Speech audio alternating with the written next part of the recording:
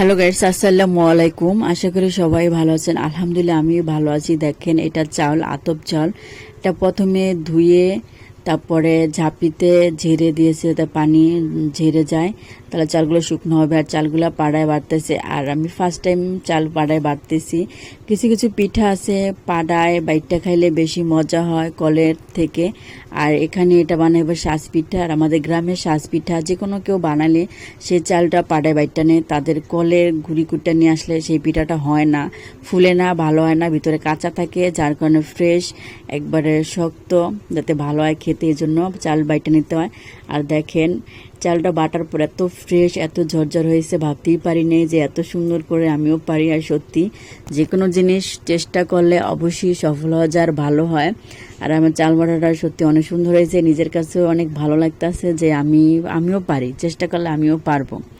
আর অবশ্যই চাল বাটাও শেষ, পিঠার জন্য তৈরি করা। আর এটা হলো সাজ। এই দেখেন, চারকোনা চারটা লম্বা সাজ থাকে, আর ভিতরে একটা ছোট গোল। এরকম সাজ পিঠা আপনাদের খান কিনা বলবেন। আমাদের এটা খুব পছন্দ, বর্ষাকালে বেশি খাই পিঠাটা।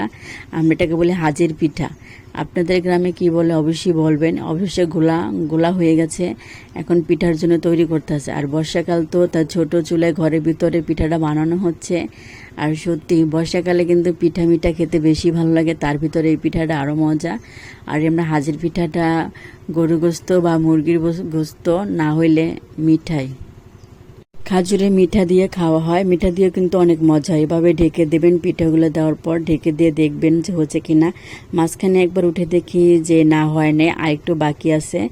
তারপর একটু পরে উঠে দেখি না, পিঠাগুলো হয়ে গেছে। আর দেখেন কি সুন্দর ফুলে গেছে, একদম কি সুন্দর ঝরঝরে পিঠাগুলো দেখতে কিন্তু খুব ভালো লাগতেছে, একবারে সাদা ফ্রেশ। তো পিঠাগুলো ওঠানোর জন্য কাঁচি ব্যবহার করে, অনেকে ছুরি দেয়, অনেকে কাঁচি। আমাদের গ্রামে কাঁচি ব্যবহার করা হয়, কেন কাঁচির মাথাটা অনেক সুচালো থাকে, একদম শুকনো চিকন থাকে, তাই কাঁচি দিয়ে খোঁচা দিলে পিঠাগুলো উঠে যায়। তো দেখেন, পিঠাগুলো উঠে এভাবে রেখে দিলে হালকা একটু ভিতরে কাঁচা থাকলে ওটাও হয়ে যায়। তারপরে এভাবে একে একে হাত দিয়ে উঠে ফেলবেন, একটু গরম হলো হাতে তেমন একটা লাগে না। এভাবে পিঠাগুলো একটা একটা করে উঠে নেবেন, তারপর আবার মোছা দিয়ে আবার পিঠা দিবেন। সত্যি পিঠাগুলো অনেক সুন্দর হয়েছে, দেখেন কি সুন্দর পিঠাগুলো, আর ছোট ছোট। এগুলো অনেক স্বাদ, অনেক ভালো লাগে খেতে। আর আতপ চালের একটা ঘ্রাণ থাকে আলাদা, আর সত্যি একটা মিষ্টি মিষ্টি একটা ঘ্রাণ, বা অনেক ভালো লাগে খেতে, অনেক ভালো লাগে। আর নিজ হাতে বানানো পিঠা তো সত্যি অনেক মজা। আমি গ্রামে আসলে চেষ্টা করি নিজ হাতে সব কিছু বানানো, কাজ করা শিখতে, যাতে আমিও নেক্সট টাইম বানাতে পারি, নিজে খেতে পারি, অন্যের উপর নির্ভরশীল না হতে হয়। আর সত্যি পিঠাগুলো অনেক অনেক ভালো ছিল। এভাবে একে একে সাজের ভিতরে পিঠা দিবেন আর বানাতে থাকবেন, সত্যি অনেক সুন্দর এবং অনেক। অবশেষে একে একে এইভাবে পিঠা বানানো শেষ। এখন হচ্ছে খাওয়ার বিল। এক ঝাঁপি পিঠে নিয়ে বসে পড়ছি খাওয়ার জন্য। দেখেন, এক ঝাঁপি পিঠা, তো তার সাথে আছে গরুর গোস্ত আর আলু।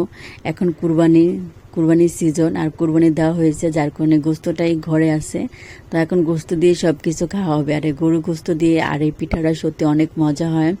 আমরা বলি এটা হাজির পিঠা। এভাবে খেয়ে আপনারা কিভাবে খান বলেন। এটা কিন্তু দুধ দিয়ে, নারকেল দিয়েও খাওয়া যায়, যে যেভাবে খায়, কিন্তু সবভাবেই এই পিঠাটা মজা হয়, সব কিছুর সাথে এটা মিশে যায়। আর সেদিন পিঠাগুলো অনেক নরম ছিল, আর খেতে এত সুস্বাদু ছিল বলার বাইরে, সত্যি অনেক মজা ছিল, অনেক।